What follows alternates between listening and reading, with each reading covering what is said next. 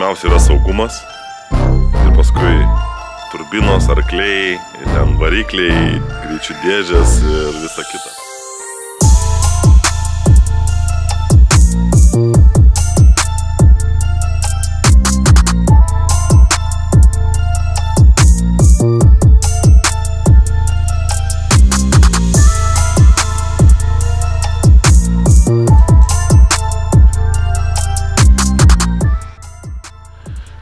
Sveiki, mėly draugai ir lenktynininkai, ar būsimi lenktynininkai, tai mano vardas Vaidas, kas manęs nepažįsta, tai aš esu sportinių lenktynių automobilių mechanikas ir dirbu šitą reikalą jau 25 metai bus kitais metais.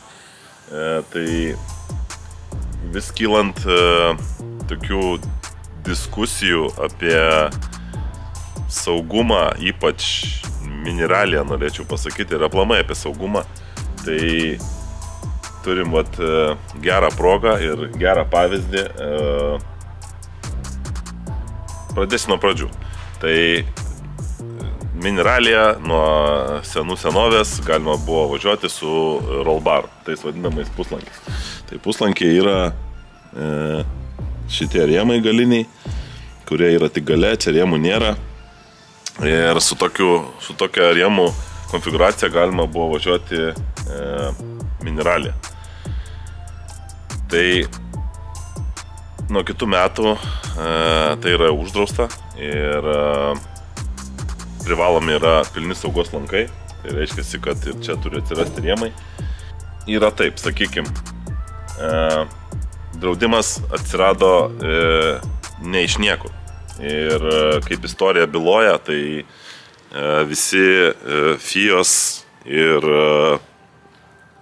to pačiu, kaip sakyt, LASFO yra pririšta prie FIOS sportinių reikalavimų, tai visi tie reikalavimai ir draudimai ir kažkokių tai saugumo reikalavimų įvedimai atsiranda, kaip sakoma, jie yra krauju parašyti. Tai arba kažkas miršta, arba kažkas sunkiai susižaloja ir tada tas reikalavimas atsiranda. Taip kad šiuo atveju gal taip stipriai nebuvo, bet LASFE irgi atsirado pakeitimų po užpraeitais berods metais kelių rimtų avarijų Miniralija su rimtais stuburo sužalojimais. Ir buvo nutarta, kad nuo šie metai yra pereinami, kuriuose dar galima naudoti rollbarą, su to rollbaru važiuoti Miniraliją, bet nuo 25 jau yra privaloma pilni lankai. Tai va, tai galima sakyti, kad tai yra labai teisingas sprendimas ir šitas automobilis yra labai geras pavyzdys, kur žmogus prieš tai važiavo su rollbaru ir įsidėjo saugos lankus ir patyrė avariją šiais metais Miniralija. Neatsimenu, koks tai tiksliai ralis buvo, bet tai buvo gan stipri avarija ir aš pats asmeniškai nedaug tokių automobilių matęs, kur yra taip suknežintas kėbulas ir ypač saugos lankai. Miniralis yra pati pirminė pradinė pakopa, kaip galima pradėti važiuoti ralį. Ten dažniausiai važiuoja nepatyrę lenktynininkai. Ir tas nepatyrimas ir daugiausiai ir veda prie šitų tokių didesnių avarijų. Aišku, automobilių sportas iš esmės yra pavojingas gyvybei, tai reikia į tai labai atsargiai ir kruopščiai žiūrėti. Tai ir neimti tai už kažkokį tais pasižaidimą ar dar, tai rimtas reikalas. Tai šiuo atveju žmonės realiai išgelbėjo pilni saugos lankai, nes čia sėdėjęs žmogus, tai yra šturmanė, nes automobilis buvo dešiniavairis, tai kiek pamenu, tai susimušė, man atrodo, ranką ir pasisuko kaklą. Tai jokių rimtų sužalojimų nepatyrė. Ir realiai tai galima sakyti, kad išlipo iš mašinos ir išėjo. Tai va, tai kokiu principu skiriasi rollbaro saugumo lygis ir ir pilnų lankų. Tai vat, aš noriu jums parodyti, kaip atrodo automobilis, patyręs patį pavojingiausią smūgį realiai, koks yra automobilių sporte, ypač ralyje, įmanomas. Nes tai buvo smūgis šonu į nejudantį objektą, kuris buvo medis ir ganėtinai storas medis. Ir matot, kas iš to automobilio liko. Pasižiūrėkit, koks yra slengstis ir koks yra čia kokio būta smūgio. Pažiūrėkit į va šitą vieną iš pagrindinių kryžių, kaip jisai sulinkęs. Čia šiaip turėtų būti tiesus vamzdis, kaip anoj pusėj. Toj vietoj. Čia irgi taip pat tiesus vamzdis. Pažiūrėkite tunelį. Kaip atrodo tunelis. Kaip Beržinkos greičio ruožas vingiuotas. Šiaip turi būti tiesus daiktas. Čia viskas suknežinta.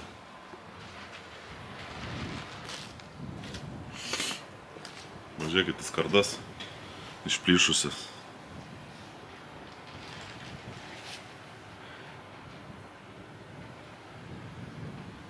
Ir šiaip pati automobilio forma, tai aš čia pasistengiau jį pastatyti šiaip jau tiesiai, kad jisai daugmaž stovėtų tiesiai, nes šita pusė tai jau neturi čia jokio tiesumo, nes didelis smūgis, aišku, kaip medis auga daugiau už apačios toksai, tai visas smūgis sugėrė šitas slengstis ir šita vieta, kur eina pagrindinio lanko šitas kryžius ir pagrindinio lanko rėmas.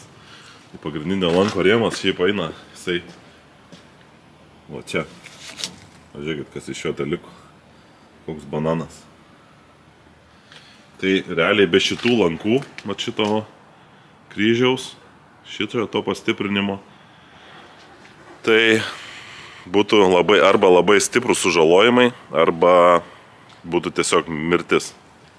Nes dažniausiai tai būna smūgis galva į kažkokį tai kietą daiktą ar šonų ir tokios didelės apkrovos smegenim yra praktiškai neišgyvenamos.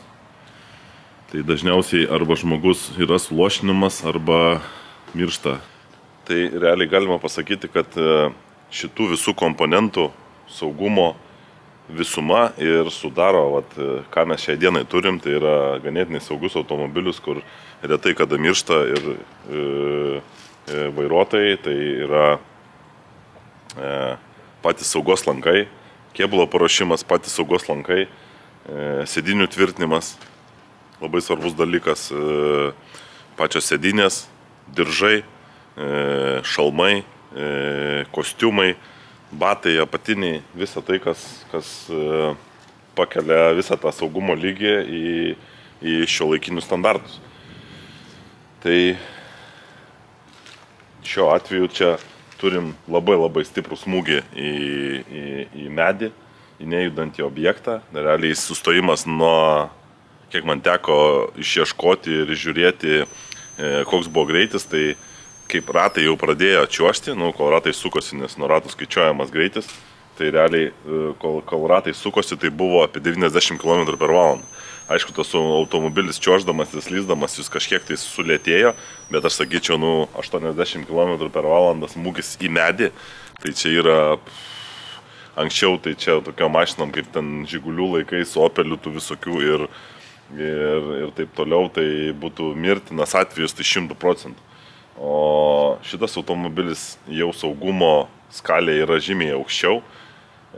Aišku, čia matosi tas slengstis, tai yra realiai tuščias, be jokių saugumo vidinių skardų. Čia matosi, kaip jisai suplotas yra. Pirma ta mašina, kuri ėjo su vartomom lempom, tai buvo apie 94, o šita gal 98. Tai va, tai čia šitos automobiliuose dar, nežinau kaip kitose, bet šitam čia skardų viduj nėra tų stiprumo. Čia va tik tai kažkokios matosi. Bet čia va, matosi kaip jisai išlygintas, kaip realiai, kaip popierius. Tai šiuo atveju tai čia lankai šitose mašinose tai čia yra privalomi, pilni lankai. Nežinau, ar dar kam nors kyla klausimų, kodėl bet kokioje ralio formoje yra privalomi saugos lankai. Tai čia net nėra jokių klausimų. Iš esmės, be šitų lankų tai būtų labai blogai baigėsi. Mes kaip patys esame saugos lankų montuotojai, tai šitas visas struktūras ir konfiguracijas labai gerai žinom. Tai vat rimti meistrai, kas deda lankus, čia labai minimaliai matosi, bet šitas va kryžius yra išvestas truputį į išorę, į tą pusę. Tai automatiškai, jeigu jis būtų lygus, tai čia gaunant smūgį, jį labai lengvai realiai sugniuždytų ir toks jau gaunasi tempimo procesas vamzdžiam, kuris yra žymiai paprasčiau perlenkiamas, negu šitie lankai yra truputį išvesti į išorę. Tai tada smūgio atveju tas metalas, tas vamzdis, jisai neturi kur dėtis ir jam susigniuždyti vienas į kitą žymiai sunkiau negu jį tiesiog nutemti. Tai automatiškai čia, jeigu smūgį gaunant, tai turi šitas vamzdis stumti šitus vamzdžius ir tada tik tai jisai perlinks. Tai va, čia sudėtingas procesas, bet rimti saugos lankų dėjikai tai šitą dalyką žino ir deda ir dėl to, kad čia yra kokius 5 kartus saugiau taip daryti ir dėl to, kad truputį išgauti daugiau vietos, kad nesidaužytų ten ranka alkūnė, nes taip čia yra automobilis mažiausiai apsaugotas, galima sakyti. Viskas yra sukurta realiai smūgių priekiu, kur yra ir Hansa, ir diržai tave laiko, ir lankai taip sukurti, kad ir šiaip automobilio čia visur variklis, tai čia tie lankų struktūra, visa kita yra apsaugota daugiau vertimuisi ir priekiniam smūgiui. Šoniam smūgiui čia mes neturim realiai nei daug vietos, nei daug čia kažkokių vamzdžių, nei dar visokių kitokių dalykų, kurie tą smūgį mums sušvelnintų. Tai automatiškai ne per seniausiai čia pradėjo atsiradinėti ir tie crashboxai. Tai jeigu pažiūrėsit VRC, tai yra realiai ant duryse, netgi pačiose tokia stora puta, pas kai kurios yra net ir čia ant sėdinių ir šitose vietose uždėta tokia puta, kuri sugeria tą smūgį ir sušvelnina jį. Tai pas tokius paprastesnius automobilius, kiek aš pamenu, tai pradėjo rastis tie crashboxai jau R4 automobiliuose, kaip iš N grupės galima buvo padaryti R4 automobilį, tai Evo 10 ir Subaru N14, tai ten jau buvo galima išpjaustyti duris ir sudėti tas putas.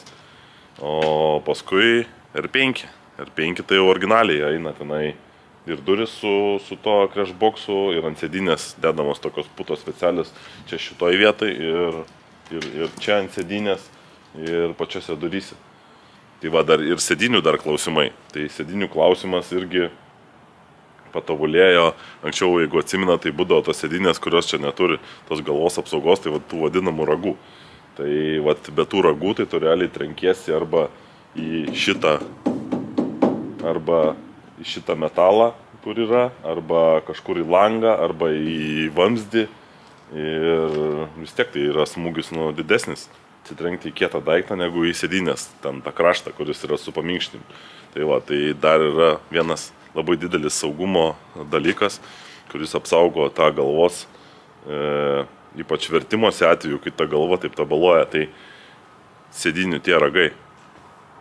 Aišku, ne visose automobiliuose jas įmanoma sudėti, bet reiktų stengtis, ypač ralyje, tai tikrai važiuoti būtent su tokiam sėdynėm, nes tas ralyje labai skaudus būna skaudžios avarijos. Tai sakau, ten visi ir grioviai, ir medžiai, ir namai, ir visa kita. Yra labai daug pavyzdžių, kur žmonės nukenčia labai stipriai. Na ką, o šitas automobiliukas jau paruoštas į metalo laužą. Tai va čia paskutinės dienos jo lauke, kada dar galima jį apžiūrėti. Ir paskui kelsime jį va ten, va, toli, kur kranas matosi. Nes šiaip iš esmės, tai galiu pasakyti, kad nei vienos sveikos detalės neliko. Viskas yra sudaužyta. Tai tiek anas šonas, tiek stogas kreivas, lankai kreivi, tunelis, visas va toks, va, čia šitas šonas irgi sudaužytas. Kapotas gal dar sveikas koks liko. Bet šiaip iš esmės patys agregatai tai labai nenukentėjo. Tai tiek ir variklis, ir greičių dėžė, ir galinė važiuoklė, viskas kaip ir sveika praktiškai liko. Tai dar nors tiek yra gerai, kad galima agregatus panaudoti. O šiaip jau mes gaminam naują kėbulą. Tai vat, paskui gal parodysiu. Ruošiamas kėbulas nuo nulio ir vėl bus sportinis automobilis. Daug niuansų yra, daug visokių variantų, kaip galima padaryti blogai, bet čia yra labai viskas gerai išspręsta ir kaip matosi, šitas visas reikalas puikiai suveikia ir žmogus realiai nepatyrė jokių sunkių sužalojimų, dėl kurių jisai turėtų ten gulėti ligoninėje ar panašiai. Žodžiu, tai yra, manau, kad tikrai gera pamoka, geras vaizdinis pavyzdys. Mes čia daug diskutavom apie šitą būtent avariją. Ir faktas, tai ganėtinai greitas automobilis, tai turi apie 350 plus minus arklių, 4 VD, greit įsibėgėja, patirties toka vairuotojo ir šturmano, galima sakyti, nes visada, nuo kažko vis tiek reikia pradėti, visą laiką ta patirtis yra susirenkama tai nuo mineralio realiai, nes kitur niekur tu ant žvyro nelabai stipriai ir gausi pavažiuoti. Tai šitie visi dalykai patartina, aišku, pradėti važiuoti su silpnesniu automobiliu. Tai turbūt, kad nereikės tada kovoti su automobiliu, o bus lavinamas vairavimas ir stenogramos sudarimas, kas yra realiai 95% viso ralio esmės. Tai yra gerai sudaryta stenograma, kurią lenktynininkas pasitikė ir gali pagal tai įsivaizduoti kelią. Tai va, tai aš manau, kad ganėtinai neblogą pavyzdį čia turim. Aišku, gaila automobilio, gaila žmonių investuotų pinigų, gaila darbo įdėto, bet, žinot, kaip pasakyti, metalas yra metalas. Čia va, paėmiai, nupjoviai, suvirinai, čia gali paimti, atitiesinti, nupjauti, suvirinti, uždėti ir vėl ta mašina atrodys sveika. Bet žmonių patirties, to psichologinės traumos ar fizinės traumos, tai neįkainami dalykai, kai kurių netgi neįmanoma ir atstatyti. Iš esmės, tai kaip ir mes praktiškai visiems klientam patariam, kurie neturi kažkokio didesnio supratimo apie automobilių sportą, tai pirmiausia yra saugumas ir paskui turbinos, arkliai, ten varikliai, greičių dėžės ir visa kita. Tai pirmiausia yra saugumas. Ir čia negalima nei primerkti akį, nei užmerkti, nei kažkokių tai iliuzijų darytis, kad ten kažkur gal lėčiau važiuosiu,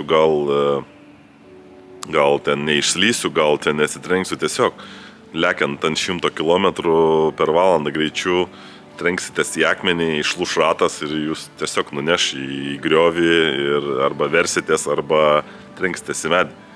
Tai verta pagalvoti pirmiausiai apie saugumą. Aš manau, kad ganėtinai smulkiai papasakojau viską Jeigu sakau kažkokiu tais, nes aš dar vis girdžiu ir vis matau socialinė erdvėje, kad žmonės diskutuoja, kam čia tie pilni lankai, rolbarų žmonės prisidėjo, taip, bet iki tų rolbarų tai nebuvo tiek tų krešų, nebuvo tokių avarijų skaudžių, kur žmonės ten stuburus susilaužė ir paskui ligoniniai guli. Tai sakau, kiekvienas FIAS reikalavimas saugumo yra pažymėtas krauju. Tai čia mums reiktų užbėgti įvykiams už akių ir žymiai anksčiau spręsti tą problemą. Tai vat mineralininkam puikus pavyzdys, kad saugos lankai pilni yra reikalingi. Ir čia yra ne juokas ir čia ne kažkokie įsidirbinėjimai, o čia dėl jūsų pačių saugumo. Tai mano misija, manau, atlikta. Papasakau, ką galėjau, ką žinojau. Tiek, manau, šiam kartui. Ačiū, kad žiūrit ir iki sekančio video. Ate.